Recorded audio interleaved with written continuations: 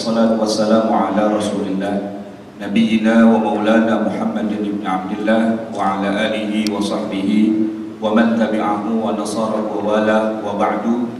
Hadirin jamaah yang dimuliakan Allah, kita panjatkan puji dan syukur kehadirat Allah Subhanahu wa taala, serta kita sampaikan salawat dan salam kepada baginda Nabi Muhammad sallallahu alaihi wasallam. Jamaah yang dimuliakan Allah, kajian kita pada hari ini akan membahas seputar ibadah pada bulan Zulhijjah sebagai bulan yang ditetapkan oleh Allah Subhanahu wa taala, di mana di situ ada ibadah haji dan berbagai macam syiar yang memang disyariatkan. Selain ibadah haji, kita juga disyariatkan untuk melaksanakan beberapa ibadah lainnya, seperti kita berpuasa mulai tanggal 1 sampai tanggal 9, walaupun yang lebih utama adalah pada tanggal 9-nya, yaitu pada sehari menjelang Idul Adha, dan di hari rayanya sendiri ada sholat Idul Adha serta penyembelihan hewan kurban. Sebagai pengantar kita menuju kepada hari tersebut, insya Allah pada kesempatan pagi ini kita akan membahas salah satunya saja, karena tidak mungkin kita membahas semua bentuk ibadah yang ada pada bulan Zulhijjah. Kita akan membahas tentang fikih kurbannya dulu, karena banyak di antara kita insya Allah yang akan menyembelih hewan kurban. Adapun haji, ya insya Allah kapan-kapan kalau kita berangkat haji, kita akan membahas terkait dengan masalah hajinya itu sendiri, dan juga tentunya puasa dan juga sholat Idul Adha. Ibadah kurban jamaah yang dimuliakan Allah pada dasarnya adalah sebuah ibadah yang sudah lama disyariatkan, bahkan sejak zaman Nabiullah Ibrahim alaihissalam. Beliau disebut sebagai orang yang pertama kali melaksanakan penyembelihan hewan kurban. Walaupun demikian, tentu saja ibadah yang dilaksanakan oleh Nabi Ibrahim itu tidaklah kita jadikan sebagai panutan buat kita di zaman Nabi Muhammad SAW, karena memiliki banyak perbedaan. Di antaranya adalah Nabi Ibrahim alaihissalam, beliau menyembelih itu sebenarnya aslinya bukan hewan kurban ya Pak, tapi aslinya yang disembelih adalah anaknya sendiri. Ya kita sekarang tidak boleh anak kita sembelih ya Pak ya, karena kita bukan nabi dan tidak ada jaminan anak itu nanti diganti jadi seekor kambing. Lagian kalaupun diganti seekor kambing juga itu malah jadi mukjizat yang tidak ada kaitannya dengan kita. Yang kedua, tentu saja yang dilakukan oleh Nabi Ibrahim walaupun itu masyru', tetapi di zaman kita mungkin kurang sesuai, karena realitanya setelah disembelih kambingnya itu tidaklah kemudian diapa-apakan, cuma dibuang begitu saja. Nah, sementara kita di Indonesia justru yang ramainya itu bagaimana cara pembagian atau pendistribusian dari bagian-bagian tubuh itu. Baik jamaah sekalian, kita akan mulai poin yang pertama tentang pengertian dulu apa yang dimaksud dengan hewan kurban, atau yang lebih tepatnya istilahnya adalah udhiyah. Dari sisi bahasa, makna udhiyah itu adalah asyatul lati tudbahu dahwah, kambing yang disembelih pada waktu dahwah. Dahwah ini kira-kira kalau kita terjemahkan ya waktu duha lah. Tetapi awal-awal mula duha, begitu matahari terbit sedikit agak meninggi dan sesudahnya, itulah yang dikatakan dahwah. Dan secara istilah tentu saja yang disembelih tidak hanya kambing, tapi mayuzakka, apapun yang disembelih, baik itu sapi ataupun unta ataupun kambing itu sendiri. Tapi yang penting adalah taqarruban ilallah, dalam rangka takarrub. Takarrub itu artinya kalau kita terjemahkan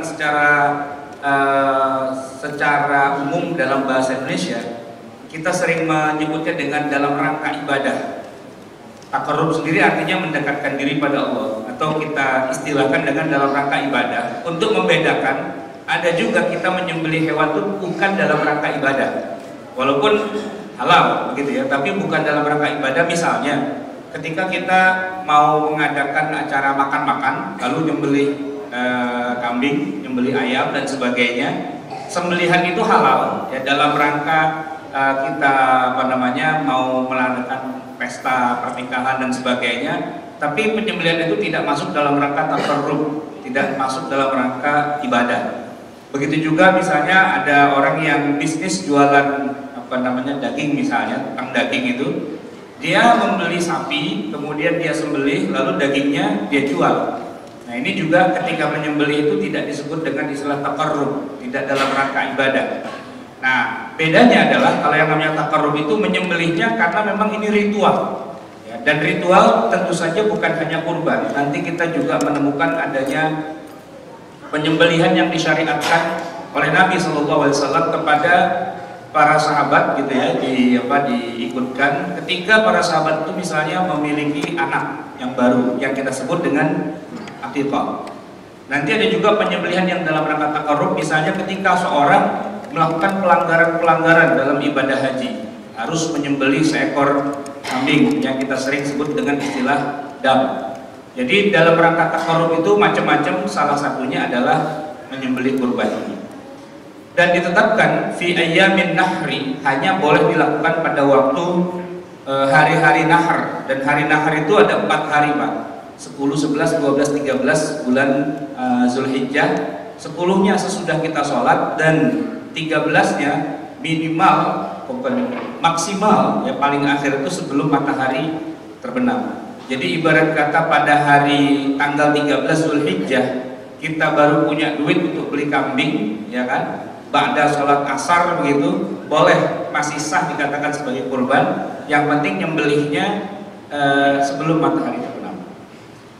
Bisyara'it makhsusah, tentu saja ibadah ritual ini ada syarat-syarat tertentunya. Jamaah yang dimuliakan Allah, kita pindah pada poin yang kedua tentang masyru'iyah, bagaimana disyariatkannya. Di dalam Al-Quranul Karim ada banyak ayat yang terkait dengan perintah untuk menyembelih hewan kurban. Salah satunya adalah firman Allah di dalam surat Al-Kautsar. Ya, di sana Allah Subhanahu Wa Taala berfirman, Inna a'tainakal kautsar, fasalli li rabbika wanhar. Para ulama ahli tafsir menyebutkan bahwa perintah Allah, fasalli li rabbika, salatlah karena Tuhanmu, itu maksudnya adalah salat Idul Adha. Wanhar, dan sembelihlah atau berkurbanlah, itu maksudnya adalah kurban yang kita laksanakan itu. Di dalam ayat yang lain Allah juga berfirman, wal budna ja'alnaha lakum min sya'airillahi lakum fiha khair. Dan telah kami jadikan untuk kamu unta-unta itu sebagian dari syiar Allah. Sya'airillah, unta-unta yang disembelih itu bagian dari syiar agama Islam. Itu dalam surat Al-Hajj ayat 36. Dan juga ada ayat yang lain, qul inna salati wa nusuki wa mahyaya wa mamati lillahi rabbil alamin. Ini ayat mungkin sering kita baca karena bagian dari doa iftitah, salah satu di antara versinya. Nah, tetapi yang menarik adalah kata-kata wa nusuki. Wa nusuki sering diterjemahkan menjadi dan ibadahku. Tetapi sebenarnya yang lebih spesifik lagi, ibadah di sini maksudnya bukan sholat, karena sholat sudah disebutkan inna sholati wa nusuki. Nah, ini para ulama ahli tafsir mengatakan nusuk di sini artinya adalah menyembelih hewan kurban. Maka katakanlah sesungguhnya sholatku, sembelihanku, hidupku, matiku hanya untuk Allah. Jamaah yang dimuliakan Allah, itulah 3 ayat Al-Quran yang terkait dengan penyembelihan hewan kurban. Kemudian kalau kita merujuk kepada hadis-hadis Nabi, tentu jumlahnya sangat banyak. Ya, yang paling populer adalah hadis ini. Dhahan Nabiyyu sallallahu alaihi wasallam bi kabshaini amlahaini aqranaini dzabahahuma bi yadihi wa samma wa kabbara wa wada'a rijlahu ala sifahihima. Nabi sallallahu alaihi wasallam itu pada hari Idul Adha menyembelih 2 ekor kambing kibas yang bertanduk. Nah, yang menarik Pak, dzabahahuma bi yadihi. Nah, beliau menyembelih kedua kambingnya itu dengan tangan beliau. Poinnya adalah menyembelih dengan tangan beliau itu. Kenapa? Karena ternyata ibadah ini bukan semata-mata ibadah sosial, tapi lebih merupakan ibadah ritual. Karena itulah Nabi memberikan contoh kepada para sahabat dan kita tentu saja umatnya, bagaimana beliau menyembelih. Karena justru pada penyembelihan, pada penetesan darah, pada jatuhnya darah ke tanah, itulah sebenarnya inti dari ibadah kurban ini, sebagaimana yang dicontohkan oleh Nabiullah Ibrahim alaihissalam. Bapak-bapak jamaah, ibu-ibu yang dimuliakan Allah, orang yang pertama kali menyembelih hewan kurban dalam sejarah itu bukan Nabi Muhammad, tetapi Nabi Ibrahim alaihissalam. Dan yang menarik Pak, ketika Allah mengganti putranya Ismail itu dengan seekor kambing, lalu disembelih, lalu bermuncratanlah darahnya membasahi bumi. Selesai penyembelihan itu Pak, belum pernah kita menemukan dalil atau keterangan bahwa Nabi Ibrahim keliling kampung bagiin kupon. Itu belum pernah. Ya. Tahu nggak kenapa tidak dibagi-bagikan kupon? Ya sederhana saja. Itu peristiwanya terjadi di tengah padang pasir. Di tengah padang pasir. Mau bagiin kupon sama siapa? Ya kan? Kagak ada orang di situ. Ya kan? Nah, artinya begitu disembelih Pak, itu tidak ada istilah daging kambingnya kemudian dibagikan. Jadi tidak ada Pak seperti yang kita lihat nanti di Idul Adha kita, antrian fakir dan miskin itu pada pegang kupon, gitu, pada rebutan, gitu ya. Itu nggak ada di zaman Nabi Ibrahim alaihissalam. Jadi ya hewannya itu disembelih, darahnya berceceran, sudah selesai. Ibadahnya sudah selesai. Adapun urusan bagi-bagi daging Pak, kulit, kaki, jeroan dan seterusnya, itu nanti kita bicaranya dalam bab yang kedua. Sudah bukan bab kurban lagi nanti, sudah bab kurban jilid 2, gimana distribusinya. Nah, kalau aslinya kurban itu begitu disembelih, ya sudah hewannya dibuang, dibiarkan membusuk. Dan itu bukan hanya dilakukan oleh Nabi Ibrahim, sampai hari ini ya, di dunia Islam, khususnya di Mina, di tempat orang-orang menyembelih hewan kurban, setiap tahunnya orang jamaah haji itu hampir seluruhnya menyembelih, baik yang dia lakukan langsung ataupun yang secara tidak langsung hanya bayar saja ke bank sebanyak 300 real, tapi intinya disembelih. Entah itu namanya kurban, entah itu namanya dam, entah itu namanya hadyu, pokoknya 10, 11, 12 Zulhijjah di Mina itu terjadi banjir darah, baik itu unta atau sapi atau kambing, dan jumlahnya ini Pak yang fantastis, jumlahnya kurang lebih seperti jumlah jamaah haji itu sendiri. Sebab minimal jamaah haji kita orang Indonesia Pak, itu ada berapa sih? 200 ribuan kan, karena kuota yang ditetapkan oleh negara OKI itu bahwa setiap negara Islam boleh mengirimkan maksimal 1/1000 dari jumlah penduduknya. Kita ini kan 200-an juta, ada yang menyebut 235 dan sebagainya. Makanya lagu Roma Irama itu sudah nggak berlaku hari ini Pak. Dulu lagu Roma Irama 135 juta penduduk Indonesia, sekarang sudah dinasakh, sudah mansuh lagunya, karena sudah mungkin 235 juta lah begitu, sedikit dikoreksi. Nah, 200 ribuan jamaah haji kita itu rata-rata mengambil haji tamattu. Yang ngambil haji qiran atau ifrat itu cuma beberapa gelintir saja, selebihnya tamattu. Dan orang yang hajinya tamattu minimal dia harus membeli 1 ekor kambing, dan disembelihnya pada hari itu. Maka Mina akan banjir darah, banjir tubuh-tubuh hewan. Tidak ada Pak di antara jamaah haji itu yang begitu disembelih terus dagingnya dibawa pulang. Itu nggak ada. Mau bawa pulang gimana? Naik pesawat mau taruh di bagasi atau taruh di kabin itu badan hewan itu. Bahkan tidak ada penduduk di Mina itu sampai hari ini. Makanya juga tidak ada pembagian kupon di Mina itu sampai hari ini, ya kan? Jadi kalau misalnya bapak-bapak mau ngambil daging di Mina silahkan aja Pak, gitu. Cuman berangkat sendiri ke sana, gitu. Dan pulangnya juga ya gimana caranya lah, gitu. Karena daerah itu berjuta-juta manusia. Dengan berjuta-juta hewan sembelihan, akhirnya itu juga tidak dimakan. Kalaulah ada yang bisa dibikin jadi kornet misalnya, itu terbatas. Karena pabrik kornet itu nggak bisa menerima dalam satu hari sekian juta sapi, itu nggak bisa Pak. Nah, dia punya kapasitas. Mau dimasukin freezer juga beberapa banyak kontainer freezer di situ, ya kan? Dan numpuk pastinya di pelabuhan, apalagi masuk Tanjung Priok, butuh 3 bulan bisa keluar dari Tanjung Priok, gitu kan? Nah, jamaah sekalian yang dimuliakan Allah, jadi akhirnya hewan-hewan itu disembelih begitu saja dan ditinggal. Yang makan siapa? Yang makan bukan manusia, yang makan serigala, padang pasir, hewan-hewan pemakan bangkai dan sebagainya. Pertanyaannya, Nabi Ibrahim nyembelih dan dibuang begitu saja, dan jamaah haji kita sejak zaman Nabi Muhammad sampai hari ini 14 abad kemudian juga melakukan hal yang sama, disembelih dan dibuang begitu saja. Pertanyaannya, sah atau tidak sembelihan mereka? Ya jawabannya sah. Kenapa? Karena inti dari menyembelih kurban itu bukan proyek pembagian daging, bukan. Inti dari kurban itu bukan proyek mensejahterakan umat. Inti dari menyembelih kurban itu bukan bagaimana memberi makan fakir miskin, bukan. Sebab apa?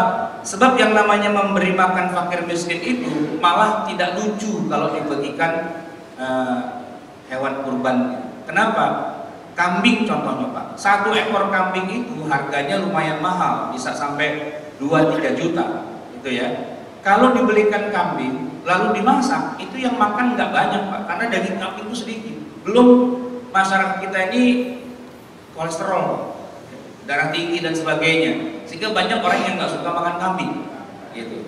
Kalau judulnya mau ngasih makan orang, sebenarnya bukan kurban ya. Duit 3 juta itu Pak, beliin nasi bungkus, nasi kotak, bagiin masyarakat, itu sudah 4 sehat 5 sempurna. Ada nasinya, ada kerupuknya, ada sayurnya, ya kan? Bahkan ada buahnya juga dan seterusnya. Per kotak 50.000, paket lengkap sudah. Itu bisa kenyang sekenyang-kenyangnya.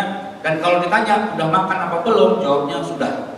Tapi kalau kita nyembelih kambing Pak, bakar-bakar sate itu ya, dapat 2-3 tusuk, ditanya udah makan apa belum? Belum jawabannya. Kenapa? Baru nyobain tusukan sate doang. Nah artinya nyembelih kurban itu sebenarnya memang hakikatnya bukan memberi makan dalam arti makan benar Pak ya, tapi itu cuma sekedar ritual saja sebenarnya. Nah bahkan yang menarik kalau orang Arab aslinya itu sampai hari ini juga kalau nyembelih kambing itu Pak nggak ada yang dimakan kecuali hanya pahanya saja. Jadi beberapa teman kita itu pernah di Madinah berkunjung ke rumah salah satu dosen kita, disuguhkanlah makanan khas mereka, kharuf, kambing. Kita datang berempat, disembelihkan kambing satu kambing itu kita makan berempat, jatahnya seorang 1 paha. Nah kepala, ya kan, kaki, apalagi buntut, jeroan dan sebagainya itu sama orang Arab dibuang, itu bukan makanan. Kita aja Pak orang Indonesia yang memakan begitu-begituan, mereka enggak. Makanya kita di Indonesia Pak, 1 ekor sapi dari ujung paling depan sampai ujung paling belakang itu semuanya tidak ada yang tidak berguna Pak. Semuanya habis dimakan oleh bangsa kita. Ya, yang orang Arab kalau melihatnya itu rada-rada bingung juga. Bayangin, sapi itu ujung paling depannya apa Pak? Hidungnya, cingurnya. Itu orang Jawa Timur Pak paling seneng rujak cingur. Cingur Pak ya. Nah, lidahnya itu Pak, lidah sapi itu gede Pak, serem tuh kalau melihatnya kan. Sama saudara-saudara kita orang Sumatera Barat ya, ada sate Padang. Sate Padang tuh lidahnya sapi, ya kan, sampai buntutnya itu. Nah, sop buntut Pak, nah itu makan bangsaan gitu Pak ya. Bahkan yang menarik Pak, kakinya sapi itu yang kalau sehari-hari di kandang sapi kita lihat dia nginjak apa enggak. Nah, dia nginjek kotorannya sendiri itu, ceblok-ceblok itu. Oh, itu kalau di Tanah Abang Pak, itu sop kaki sapi. Itu harganya luar biasa. Nah, masuk ke bagian perut, bagian bawah Pak, tempat kotoran. Ya, kalau kotorannya sih insya Allah nggak ada yang makan lah ya. Tapi kantungnya, nah gitu Pak. Kantungnya, tempat ngendonnya itu kotoran Pak. Wah itu kalau di kita jadi soto Betawi. Wah itu paling lezat Pak. Nah ini kan tinggal paradigma memandang ya. Kalau orang Arab ya, misalnya kita sebutlah sejarah Nabi Rasulullah SAW itu pernah mengalami ujian yang sangat tidak manusiawi. Kalau cuma dilempari batu Pak masih biasalah, sering dilempari batu, dicaci maki, dikatain gila, penyihir dan sebagainya biasa. Tapi ada satu kejadian yang betul-betul melewati batas kemanusiaan, yaitu Nabi dilempari depan pintu rumahnya itu Pak dengan jeroannya ontak Pak. Jadi kotoran ontak dengan jeroan-jeroannya itu taruh di depan pintu rumah Nabi. Itu Pak, bukan cuma Nabi dan para sahabat yang nangis, sesama orang kafir saja itu melihat kejadian itu nggak tega. Nah pelakunya Abu Jahal. Teman-temannya Abu Jahal sampai bilang begini, Abu Jahal, kira-kira dong kalau bermusuhan sama orang, nggak segitunya juga kali. Ya. Kalau kita nggak suka sama Muhammad, nggak suka aja, tapi nggak usah pakai bawa-bawa jerawan ini ke depan pintu rumahnya. Ini mah udah nggak manusiawi banget, ya kan? Udah bersihin. Akhirnya mau nggak mau Abu Jahal bersihin, Pak. Itu nangis, Pak, Nabi dan para sahabat, putri Rasulullah Fatimah gitu ya, melihat kayak gitu tuh sedih banget. Penghinaan luar biasa, Pak, buat orang Arab kalau pintu rumahnya dikasih jeroan. Itu Nabi, Pak, orang Arab. Bagaimana kalau yang diperlakukan seperti itulah kita orang Indonesia, depan pintu rumah kita dikasih jeroan, kita buka pintu, alhamdulillahirabbil alamin. Karunia Allah datang dengan gratis, Pak. Ini kan paradigma, ya kan?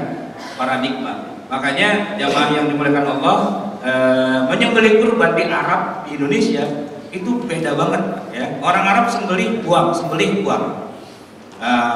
Adik saya di Mesir cerita begini, Pak. Mahasiswa kita di Al-Azhar itu lumayan banyak, ada sekitar 3-4 ribu orang gitu. Biasanya kalau beli ayam di pasar itu, Pak, ya, beli ayamnya masih hidup terus disembelihkan sama tukang ayam orang Mesir. Begitu disembelih, Pak, itu kepala dan leher dipotong, masukin tong sampah. Orang kita bingung, dimasukin tong sampah gitu kan. Kaki ceker tuh, Pak, dipotong dua-duanya, gitu, cekernya masukin tong sampah. Buntut gitu juga, Pak, masukin tong sampah. Dibelah dalamnya semua tuh dimasukin tong sampah. Tinggal secuil, Pak, gitu. Baru dikasih kita yang beli. Kita tanya, itu yang tadi kok kenapa dibuang gitu loh, itu kotoran ya. Tapi nggak apa-apa kan kalau kita minta lagi, ya udah dibuang katanya, tapi boleh kan halal, ya ambil deh katanya, ambil. Besok mahasiswa kita pinter, Pak, kalau datang ke pasar itu dia nggak beli ayam, Pak, dia cari tong sampah, mana tong sampah. Nggak usah lah beli itu ya kan, tadi yang dibuang-buang sama orang lain dibuang, Pak, kumpulin. Jadi kepala, ceker dan sebagainya. Kalau ada mahasiswa kita, ini tong sampah nih, ambil. Lama-lama tukang ayamnya mikir, kenapa tiap hari nggak jadi beli ayam, cuma beli itu doang. Lama-lama dihargain, Pak, tuh ceker. Tadinya di sana gratis, Pak, sekarang jadi bayar kalau ngambil ceker. Khususnya kalau orang Indonesia. Baik, jamaah sekalian yang dimuliakan Allah, ini kita masih pada dalil masyru'iyah. Nabi juga pernah bersabda, "Man kana lahu sa'a wa lam yudhhi fala yaqrabanna musallana." Siapa orang yang punya kelebihan harta ini lebih, Pak, dipakai itu nggak ada pengaruhnya dalam arti tidak membuat goncang dapurnya. Tapi dia tidak menyembelih kurban, kata Nabi, janganlah mendekati tempat sholat kami. Dan masih banyak lagi hadis-hadis yang lain. Tapi intinya adalah bahwa menyembelih kurban itu memang disyariatkan dalam agama Islam, ya, dasarnya pada Quran, Sunnah dan juga ijma, di mana seluruh ulama sepakat menyembelih kurban termasuk hal yang disyariatkan. Kita pindah pada poin yang ketiga tentang hukum. Ya. Kita bicara begini, Pak. Orang yang sudah punya kemampuan untuk menyembelih hewan kurban, ya, kalau dia tidak menyembelih kurban, apa hukumnya? Nah, sebagian ulama khususnya di dalam mazhab Hanafi mengatakan hukumnya haram, hukumnya dosa. Kenapa? Karena mereka mendudukkan ritual penyembelihan kurban bagi yang mampu itu hukumnya wajib dengan dasar surat yang tadi sudah kita sebutkan. Fasholli li rabbika, dirikanlah sholat, itu fi'il amr. Wanhar, dan berkurbanlah, itu fi'il amr. Wal amru yaqtadi al-wujub, begitu kata mereka. Fi'il amr, perintah, itu berarti wajib. Itu dasar yang pertama. Dan dasar yang kedua adalah hadis yang juga tadi sudah kita singgung. Siapa orang yang punya keluasan harta tapi tidak berkurban, jangan dekati tempat sholat kami. Kalau Nabi sampai bilang jangan dekati tempat sholat, itu ada dua kemungkinan. Pertama, dia orang kafir, yang kedua dia orang munafik. Karena orang munafik lah yang jarang-jarang datang ke masjid untuk mengerjakan sholat. Nah, dari sana kemudian ditarik kesimpulan oleh ulama dalam mazhab Hanafi bahwa orang yang mampu menyembelih kurban tapi tidak menyembelih, maka hukumnya berdosa karena intinya kurban itu wajib. Tetapi jamaah yang dimuliakan Allah, di luar mazhab Hanafi, para ulama yang lain baik dalam mazhab Maliki, Syafi'i dan Hambali seluruhnya bersepakat bahwa menyembelih hewan kurban bagi yang mampu, kita nggak bicara yang tidak mampu, yang mampu itu hukumnya tidak wajib, hukumnya sunnah. Ya, di antara dalilnya adalah hadis ini, hadis yang diriwayatkan oleh Imam Muslim.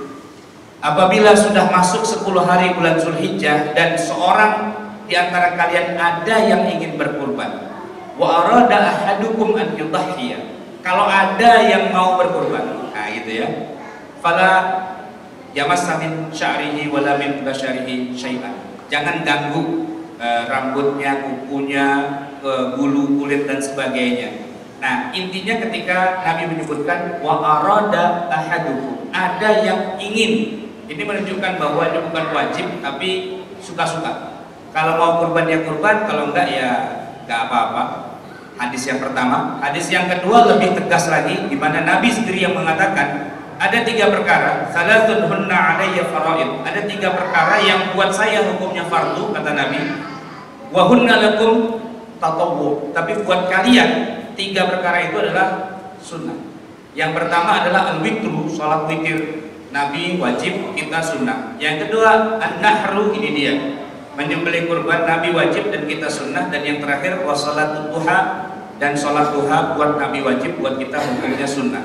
Ini sangat eksplisit menyebutkan bahwa kurban itu hukumnya bukan wajib tapi hukumnya sunnah. Dan kemudian diperkuat dengan asar dari para sahabat, contohnya adalah Abu Bakar As-Siddiq radhiyallahu anhu dan juga Amirul Mukminin Umar bin Khattab radhiyallahu anhu. Keduanya adalah orang yang mampu, tetapi ketika mereka masuk di bulan Zulhijjah tidak setiap tahun menyembelih kurban. Ketika ditanyakan, Abu Bakar, Anda kaya, Anda mampu, kenapa nggak berkurban? Jawabannya sederhana, saya ingin menunjukkan kepada umat Islam ini bahwa kurban itu tidak wajib. Saya walaupun mampu tapi tidak setiap tahun melakukannya. Itu juga diteruskan oleh Umar bin Khattab radhiyallahu anhu yang tidak menyembelih kurban setiap tahun. Kadang-kadang beliau menyembelih, kadang-kadang tidak, dan alasannya sama, untuk memberikan dalil kepada umat Islam bahwa kurban itu bukan sesuatu yang hukumnya wajib bagi yang mau. Oleh karena itu kalau kita lihat di dalam pembagiannya, jumhur ulama mengatakan hukumnya sunnah muakkadah, tidak sampai wajib ya, tapi juga bukan cuma sunnah biasa, sunnahnya di tengah-tengah. Nah, ada satu mustalah yang agak unik di dalam mazhab Syafi'i. Mereka menyebutnya bukan sunnah biasa tapi disebut dengan istilah sunnah ain dan sunnah kifayah. Maksudnya sunnah ain, sunnah kifayah bagaimana? Kita biasanya Pak sering mendengar istilah fardu ain, fardu kifayah. Salat 5 waktu itu fardu ain, salat jenazah itu fardu kifayah. Artinya satu orang saja sudah melaksanakan salat buat jenazah, maka yang lain sudah gugur fardunya. Nah, kalau sunnah ain, sunnah kifayah, ya kan? Ini dasarnya tidak wajib, dasarnya cuma sunnah saja. Dan kalau sudah ada satu orang dalam satu keluarga yang menyembelih kurban, maka kesunnahannya sudah cukup, sudah kifayah. Tidak harus semua anggota keluarga itu menyembelihnya. Apa dasarnya? Dasarnya adalah hadis riwayat Imam Ahmad, di mana Nabi pernah bersabda begini, ya ayuhan nas, wahai para manusia, ala kulli ahli baitin fi kulli amin udhiyah. Hendaklah atas tiap-tiap keluarga, tiap keluarga itu ada satu orang yang menyembelih hewan kurban. Per keluarga, bukan per orang. Jadi ini ibadah yang dikerjakan satu orang tapi cukup pahalanya untuk satu keluarga. Sering diibaratkan oleh Nabi, nanti di akhirat ya, kambing atau unta atau sapi yang kita sembelih itu akan kita jadikan kendaraan ya, buat kita sebagai kepala keluarga dan juga buat istri dan anak-anak kita. Itu sering diumpamakan Nabi seperti itu. Atau kalau di zaman kita sekarang, yang punya rumah itu adalah kepala keluarga, suami, ayah gitu ya. Tapi yang menikmati rumah itu tentu saja nggak sendirian, karena kalau cuma sendirian namanya bukan rumah Pak, kos-kosan. Nah ini bukan kos-kosan, ini rumah. Berarti di dalam rumah itu ada ruang keluarga, ada ruang tidur, ada dapur, ada lengkap gitu ya. Nah, bukan hanya kepala keluarga saja yang menikmati rumah itu, tapi seluruh anggota keluarganya. Nah, di dalam mazhab Syafi'i, hukum menyembelih hewan kurban itu adalah sunnah kifayah. Sunnah kifayah, satu keluarga itu cukup diwakili oleh satu orang saja. Nah, tapi ini jangan dipahami dengan cara yang keliru, bahwa satu kambing boleh patungan orang satu keluarga, bukan begitu, enggak Ya, maksudnya satu kambing dikerjakan atau disembeli oleh satu orang saja. Ya, dalam hal ini dia kepala keluarga karena dialah yang mendapatkan ma'isyah, yang mencari harta. Nah, kemudian bapak ini menyembelih, pahalanya itu dapat semua. Istrinya dapat, anak-anaknya dapat. Dan itu sesuai dengan sunnah Nabi juga ketika beliau menyembelih tadi hewan kurban, kambing itu. Nabi mengatakan, ya Allah, hadhil udhiyah, ya, hewan ini aku sembelih ya Allah untukku dan untuk keluargaku, kata Nabi. Li wali ahli, untukku dan untuk keluarga. Maksudnya apa? Pahalanya. Tapi bukan berarti Nabi patungan sama istri-istrinya, patungan kita beli kambing yuk, bukan. Ya kan? Istrinya nggak ikut patungan, anaknya nggak ikut patungan, karena duit ini duit Nabi sendiri. Ketika Nabi sembelih, ada ya hadhil udhiyah li wali ahli baiti. Ini untukku dan untuk anggota keluarga. Itu di dalam mazhab Syafi'i. Nah, oleh karena itu Pak, sebenarnya ketika kita nyembelih kurban di satu kepanitiaan, kadang-kadang suka ditanya, Bapak A gitu ya, nyembelih 1 ekor kambing atas nama anaknya yang pertama, namanya siapa gitu. Sebenarnya tidak harus gitu. Malah kalau dibilang atas nama anaknya, berarti yang nyembelih itu seolah cuma 1 orang saja. Nah, kalau seandainya dilakukan, udah pokoknya saya sebagai kepala keluarga, saya nyembelih kurban. Atas nama siapa? Ya atas nama saya, gitu kan. Nah, sudah pasti Pak, sistemnya malaikat itu sudah mencatat. Kita ini punya anggota keluarga siapa aja, istri, anak, dan sebagainya. Sudah pasti dapat itu bagiannya. Lain halnya kalau misalnya anak kita Pak sudah mandiri, sudah keluar dari rumah, sudah berumah tangga sendiri dan sebagainya, ya dia sudah nggak dapat karena nanti dia sendiri sebagai kepala keluarga, itu dia nyembelih untuk anak dan istrinya. Jadi kalau boleh kita tarik kesimpulan, sebenarnya ibadah kurban adalah ibadah keluarga, ya. Tapi yang melakukannya kepala keluarga, yang menikmati hasilnya adalah semua anggota keluarga. Adapun ibadah kurban yang untuk per kepala, per individu, itu sudah ada lagi sebenarnya, yaitu ketika baru lahir. Kita punya anak, punya cucu, lahir hari ke-7, kita kurbankan untuk dia. Kurbannya untuk dia saja, ya kan? Istilahnya itu namanya akikah. Akikah itu kurban juga, ya kan? Tapi kurbannya kurban individu per orang, dan cukup sekali saja dalam seumur hidupnya, tidak harus setiap tahun. Dan jatuhnya bukan tanggal 10 Zulhijjah, jatuhnya tanggal 7 sejak lahirnya. Ada 2 versi, ada yang mengatakan 7 hari itu misalnya hari ini hari Sabtu Pak ya, lahir Sabtu, hitung hari pertamanya hari ini, Sabtu, Minggu, Senin, Selasa, Rabu, Kamis, Jumat. Berarti hari Jumat besok sembelih kurban, namanya akikah. Ada juga yang menghitungnya bukan hari dilahirkan, tapi sehari sesudahnya. Hari Sabtu ini lahir, nah besok hari Ahad itu mulai hitungan pertama. Ahad, Senin, Selasa, Rabu, Kamis, Jumat, Sabtu. Ketemu Sabtu lagi disembelih. Itu kurban per kepala. Istilahnya akikah. Sunnahnya tanggal 7 sesudah lahirnya dia, atau hari ke-7, kalau tidak bisa hari ke-14 dan seterusnya. Walaupun ada juga yang membolehkan kalau udah lewat, udah setahun, 2 tahun. Tapi kalau usianya udah 70 tahun, kayaknya udah nggak ada akikah lagi, sebab akan jadi lucu. Kita diundang akikah nih, ya, oleh siapa? Itu oleh bapak ibu. Memang cucunya lahir? Enggak. Anaknya lahir? Enggak. Siapa? Beliaunya yang lahir. Kan usianya udah 70, rambutnya udah putih semua. Karena bapaknya dulu waktu kecil belum nyembelihkan dia akikah, gitu ya. Nah, itu sudah tidak terlalu dianjurkan lagi, walaupun ada sebagian ulama yang mengatakan masih boleh. Tapi lucu aja gitu. Akikah itu harusnya hari ke-7 dan bukan tahun ke-70, bukan begitu ya Pak. Baik, itu dari segi hukum. Kemudian dari sisi keutamaan cukup banyak ya. Orang yang menyembelih hewan kurban pasti dicintai oleh Allah. Kemudian juga menjadi syiar dalam agama Islam. Kemudian juga merupakan sunnah Rasulullah dan juga ibadah yang paling utama.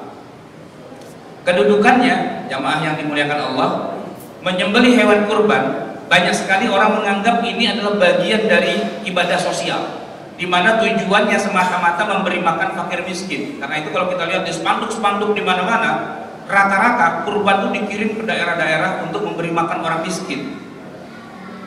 Sah. Tapi kalau kita lihat sunnah aslinya, sebenarnya ada hal-hal yang agak terlewat. Kenapa? Karena sesungguhnya ibadah kurban itu adalah ibadah ta'abudi. Ta'abudi itu bagaimana? Begini Pak, ibadah itu sebenarnya ibadah badaniyah, di mana afdalnya tidak diwakilkan, tapi dikerjakan sendiri oleh pelakunya. Dan pelakunya harus perorangan Pak, nggak bisa instansi atau kantor, itu nggak bisa. Kenapa? Sama aja dengan haji Pak. Kita kerja di suatu perusahaan, lalu perusahaan menurunkan dana untuk haji. Nah, dana ini diberikan kepada orang per orang, entah diundi, dikocok, atau dikasih tes dan sebagainya. Lalu orang yang sudah ditunjuk itu berangkat haji dengan dana itu dari perusahaan. Yang jadi Pak Haji Pak, itu yang berangkat saja. Yang dapat pahala haji, yang berangkat haji. Nah, gitu. Kurban gitu juga. Kalau perusahaan mencairkan dana untuk kurban, dananya ini harus diberikan dulu kepada orang per orang. Lalu orang per orang itulah yang melakukan ibadah kurban. Dia yang membeli daging kambingnya, dia yang nyembelih, dia yang baca doanya, dia yang apa dan sebagainya. Ya pahala kurbannya untuk orang itu. Bukan satu perusahaan dapat semua. Nah, perusahaan hanya memberikan sponsor, ya, nih modal untuk kurban, gitu. Kemudian dikatakan ta'abudi karena segala sesuatunya ditentukan oleh Allah. Waktunya hanya pada tanggal 10, 11, 12, 13. Dan begitu juga dengan hewannya, hanya boleh kambing, sapi, unta. Di luar itu nggak boleh, gitu ya. Walaupun mungkin daging ikan salmon itu lebih enak daripada daging kambing, lebih lezat, lebih gurih, lebih sehat dan seterusnya. Tapi kita nggak boleh kurban dengan 100 ton ikan salmon misalnya gitu, itu nggak boleh, gitu ya. Atau bebek misalnya, atau daging angsa yang lebih gurih gitu misalnya, enggak. Dan ibadah ta'abbud ini intinya tidak masuk akal Pak. Ya, sebagaimana ibadah-ibadah yang lain yang tidak masuk akal juga. Tayamum contohnya Pak. Tayamum itu dalam kitab fikih selalu masuk dalam bab toharoh. Dan toharoh itu intinya adalah bersuci. Kalau toharoh bersuci itu mandi janabah masih masuk akal Pak. Bersuci pakai air. Kalau toharoh itu pakai air, ya seperti berwudu, masih masuk akal. Tapi kalau sudah masuk bab tayamum, itu bab yang tidak masuk akal. Apa urusannya Pak bersuci, malah tanah yang kita injak-injak itu kita teklokin ke muka, itu nggak masuk akal. Ghairu ma'qulil makna. Tapi karena memang begitulah syariatnya, Allah maunya disembah dengan cara gitu, ya kita ikut aja. Nah, begitu juga dengan sholat Pak. Tunggang tungging ruku sujudnya kita itu ghairu ma'qulil makna, tidak ada logikanya. Kenapa kalau kita tahiyat tuh harus telunjuk? Padahal kalau orang Jawa menunjuk dengan telunjuk itu tidak sopan, gitu. Yang sopan pakai jempol. Nah, kalau pakai perasaan Pak, gitu ya, logika orang Jawa, tahiyat itu harusnya pakai jempol. Asyhadu an la ilaha illallah wa asyhadu anna Muhammadar Rasulullah. Ini sopan Pak, Solo, Jogja, gitu ya. Nah, kalau kita tunjuk-tunjuk itu nggak sopan. Lontar jumroh itu ibadah nggak masuk akal. Kenapa nggak masuk akal? Gini Pak, banyak orang mengatakan bahwa melontar jumroh itu maksudnya melempar setan. Bener apa enggak Pak? Bener nggak? Kalau dibilang melempar setan, setan itu kan nggak kelihatan Pak. Dia bisa tembus dinding, ya kan? Apalah artinya dia dilempar dengan kerikil secuil ini Pak? Kan tembus gitu. Kalau setannya bisa ngomong, dia bilang percuma lo melemparin gua, kagak kena juga, tembus gitu. Anggaplah setan itu kesakitan misalnya, karena batunya dari Musdalifah, jadi kalau kena setan itu setan sakit gitu ya. Tentu saja setan tidak sebodoh itu Pak. Udah tahu jamaah berjuta-juta dari seluruh dunia kumpul di Mina, ngapain dia nongkrong di situ, ya kan? Minggirlah gitu, ngeles gitu. Sebodoh-bodohnya setan Pak, nggak mungkin dia duduk di situ doang. Ya, saya dilemparin, pasti dia ngeles Pak gitu. Nah kalau setannya minggir, sekarang yang bego siapa? Misalnya Pak, ada jamaah pinter, dia pakai kacamata infrared gitu ya, mungkin dengan itu kelihatan penampakan setan. Begitu dia lihat, jamaah, tar dulu, tahan, kenapa? Setannya udah kagak ada. Dia bilang, itu dia setannya, ayo kita uber-uber ke sana setannya. Kan pindah Pak, jumroh nggak jadi Jumratul Aqabah, ya kan?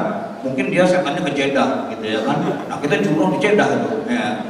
Nah ini kan nggak bisa dilogikakan seperti itu. Ya intinya bahwa ini ritual ibadah, namanya ritual nggak usah dipikirin pakai logika. Ya udah, namanya ngelempar, Bismillah Allahu Akbar, selesai. Setan mau ada di situ kayak mau nggak ada di situ, bukan urusan kita, kan begitu ya? Karena Nabi mengatakan khudhu anni manasikakum, gitu. Jamaah yang dimuliakan Allah, ketika Nabi SAW mengajarkan menyembelih hewan kurban, itu intinya nyembelihnya. Dah, darahnya muncrat, wassalam, selesai. Adapun nanti bagaimana bagi-baginya, itu sudah tidak ada kaitannya dengan sah tidak sahnya hewan kurban itu. Tinggal masalah nanti bagaimana kita mendapatkan added value, nilai tambah, nah gitu. Dan nilai tambah ini ya nggak terpengaruh pada sah dan tidak sahnya ibadah kita. Nah itu dia jamaah sekalian. Nah kemudian dari sisi hewannya ini menarik Pak, yaitu hanya boleh al-an'am yang kalau kita baca di dalam Al-Quran, walikulli ummatin ja'alna mansakan liyadhkuru smallahi 'ala ma razaqahum min bahimatil an'am. Kata an'am itu sering diterjemahkan dengan ternak. Terjemahan ini sudah benar tapi kurang lengkap. Karena ternak itu Pak, bukan arti dari kata an'am itu secara sempurna. Karena kalau kita di Indonesia Pak, yang namanya ternak itu cacing juga kita ternakkan, ya kan? Apakah kita kurban pakai cacing? Nggak mungkin. Yang namanya bandeng, lele, udang, ya kerang, itu kita ternakkan. Apakah kita kurban pakai udang? Susah Pak, nyari lehernya di sebelah mana, ya kan? Boro-boro leher, otaknya aja kita nggak ketemu, udang itu di mana otaknya, gitu ya.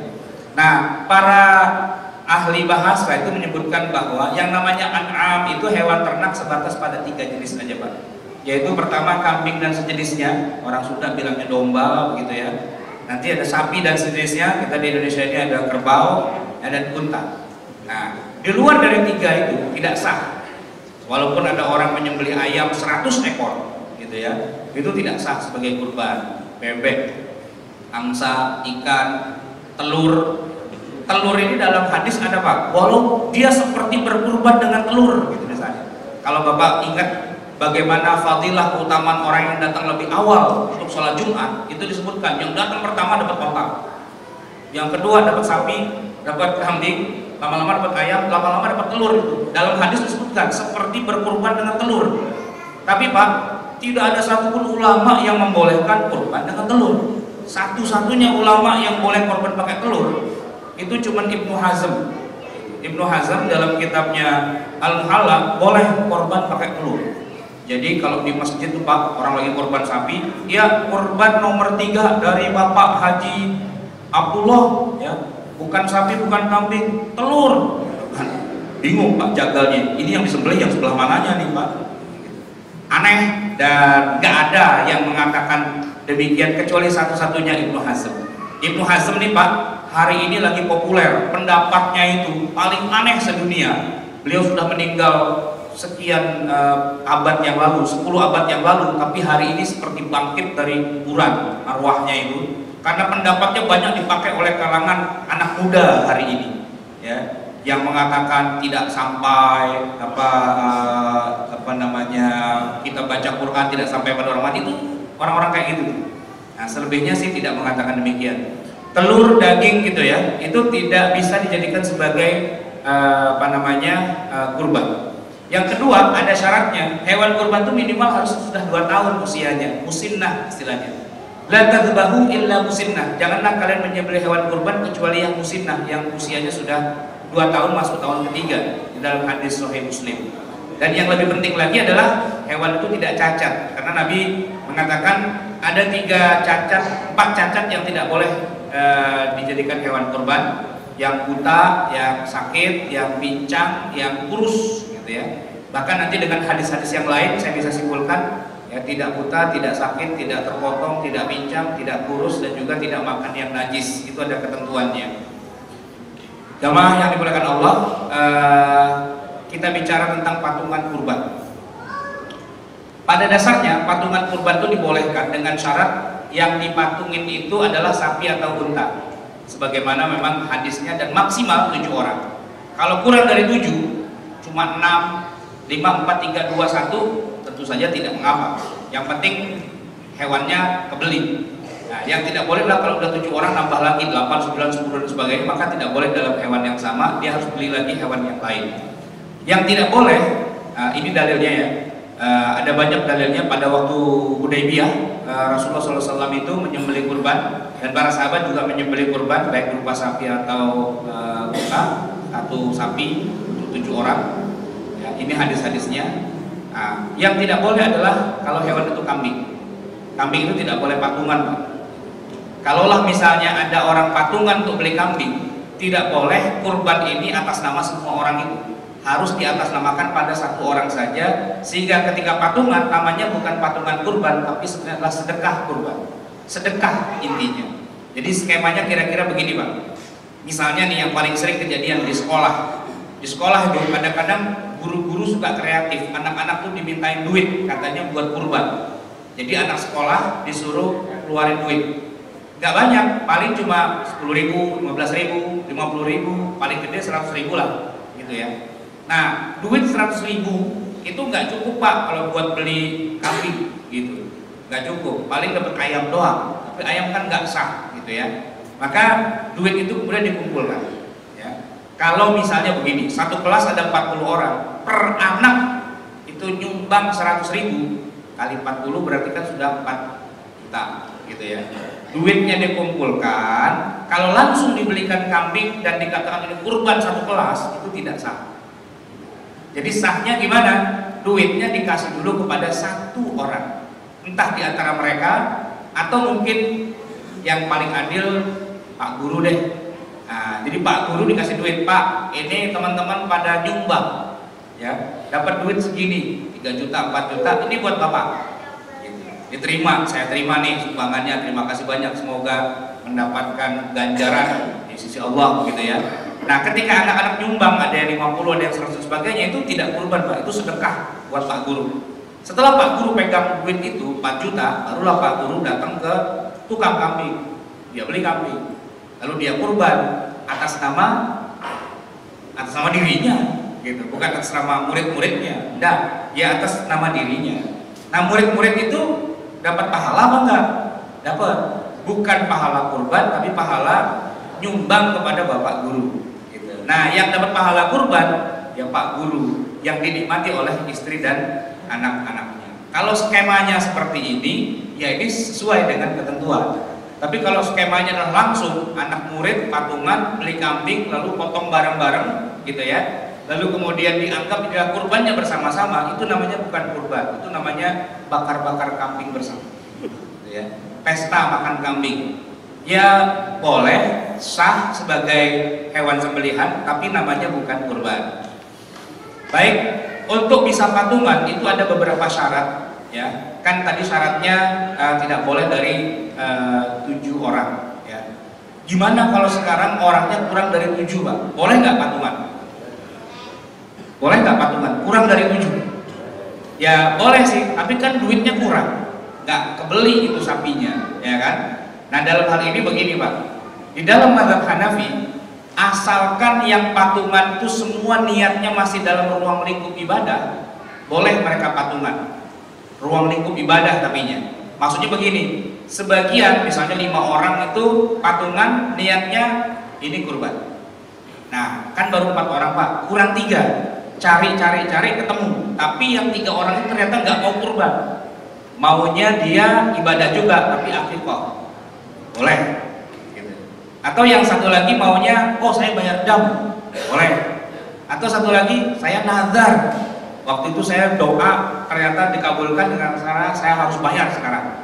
Nah, asalkan masih dalam takarrub kepada Allah, ya, niat ibadah atau takarrub, itu masih boleh di dalam mazhab Hanafi. Tapi kalau udah di luar itu nggak boleh. Di luar itu maksudnya begini, baru 5 orang kurang 2, duitnya nggak cukup kan untuk beli sapi. Kebetulan ada salah satu jamaah, dia tukang bakso. Tukang bakso dibilang, yuk kurban. Waduh, duit saya ini buat dagang, buat modal. Saya harusnya beli daging. Udah ikut aja patungan sama kita di sini. Nanti jatahnya dia kan 2, Pak, ya. 2/7 dari hewan kurban itu kita kasih dia untuk jualan bakso, boleh nggak? Di dalam mazhab Hanafi itu tidak boleh. Kenapa? Karena di luar niat ibadah. Tapi kalau pakai mazhab yang Syafi'i dan Hambali nggak apa-apa, boleh beda niat. Jadi dalam 7 orang itu misalnya ada 3 orang niatnya taqarrub, ya, baik itu kurban atau akikah atau bayar dam atau nazar, silahkan gitu ya. Kalau masih kurang juga, ayo siapa aja yang mau ikut patungan bayar. Katakanlah sapi harganya 14 juta, patungan seorang 2 jutaan gitu. Baru ada 5 kali 2 kan baru 10 juta, kurang 4 juta. Ketemu tukang bakso sama tukang jagal gitu. Kata tukang bakso, saya patungannya 2 juta, tapi dagingnya buat saya semua ya, yang bagian saya mau jadiin bakso, mau saya jual. Itu dalam mazhab Syafi'i Hambali boleh. Nah, atau orang itu cuma mau makan sendiri, boleh aja. Saya ikut patungan, tapi ini buat saya mau makan sendiri, bukan buat saya korbankan. Itu boleh juga. Nah, itu 2 pendapat. Nah, pendapat yang ketiga, ini pendapat mazhab Maliki. Ini yang paling berbeda dengan 2 pendapat yang di atasnya. Karena dalam mazhab Maliki, orang itu tidak ada patungan dalam kurban. Mutlak tidak boleh patungan. Bisanya beli kambing ya beli kambing. Gitu. Nggak usah 7 orang patungan beli sapi karena malah tidak sah. Ini dalam pandangan mazhab Maliki. Jadi kalau mau beli sapi ya Anda punya duit 15 juta, beli sapi silahkan, tapi sendirian. Nggak boleh sharing dengan yang lain. Atau mau beli onta misalnya, nah itu harus sendirian, tidak boleh sharing-sharingan. Jamaah yang dimuliakan Allah, ini yang terakhir ya, tentang alokasi. Aslinya Pak, begitu hewan kurban kita sembelih, itu kita buang saja sudah sah. Tapi sekarang kalau kita bicara alokasi, ya, siapa sih sebenarnya yang boleh makan? Sebenarnya tidak ada batasan. Siapa saja orang boleh makan. Baik kita makan sendiri, atau kita hadiahkan, atau kita sedekahkan. Dalilnya adalah ayat Al-Quran ini. Fakulu minha, makanlah kamu wahai orang yang berkurban dari hewan kurbanmu, makan, silahkan. Ini membedakan kurban dengan zakat Pak. Kalau zakat kita keluarin harta zakat, ya nggak boleh kita makan lagi itu harta zakat. Itu zakat. Tapi kalau kurban, ini perintahnya Quran. Fakulu minha, makanlah bagian dari hewanmu itu, ya kan? Yang kedua, wa'at'imu al-qani'ah. Yang kedua, kasih makan orang yang qani'. Qani' itu orang yang rela dengan apa yang ada padanya, tidak meminta-minta. Artinya orang yang sudah berkecukupan, ya, orang yang lebih kaya dari kita, bisa jadi, ya kan? Silahkan. Wal mu'tar, dan orang yang meminta, dalam arti orang miskin. Jadi mau kaya, mau miskin silahkan. Kita sendiri mau makan juga nggak apa-apa. Hadisnya juga tegas Pak. Makanlah, berilah makan orang miskin, dan hadiahkanlah. Jadi kalau saya boleh bikin skemanya, kita makan sendiri Pak, itu sunnahnya. Kita yang beli hewannya, kita yang pilih, kemudian kita bawa pulang di rumah, kita pelihara, itu bagian dari sunnahnya. Kemudian pada hari H kita yang tuntun ke tempat penyembelihan, lalu kita yang menyembelihnya. Kalau patungan sapi kan nggak mungkin 7 orang nyembelih bareng-bareng Pak. Satu aja yang pegang golok, karena kalau 7 jadi terima setir jadinya, gitu ya. 1 orang yang nyembelih yang paling pinter, gitu ya. Tapi yang 6 sisanya hadir juga menyaksikan bagaimana penyembelihan itu, ya kan? Nah setelah itu sunnahnya adalah kita ngambil bagian kita dari hewan yang kita sembelih itu. Makanya silakan dimakan sendiri. Yang kedua silakan dihadiahkan, dan yang ketiga silakan disedekahkan. Bedanya apa? Hadiah dengan sedekah. Begini, kalau sedekah itu kan kepada orang miskin, orang yang jelas nggak punya. Tapi kalau hadiah itu kepada orang yang tidak miskin, orang kaya. Ibaratnya begini, di rumah kita nyembelih kambing Pak. Begitu kita sembelih, kita masukin kantong-kantong. Kalau ada 30 kantong begitu, kecil-kecil, ya kan? 1 kantong kita bawain ke tetangga kita. Ya, kebetulan si tetangga kita itu, ya dia sejahtera lah, makmur gitu ya. Saat itu ternyata dia juga lagi nyembelih juga, bahkan bukan kambing, sapi.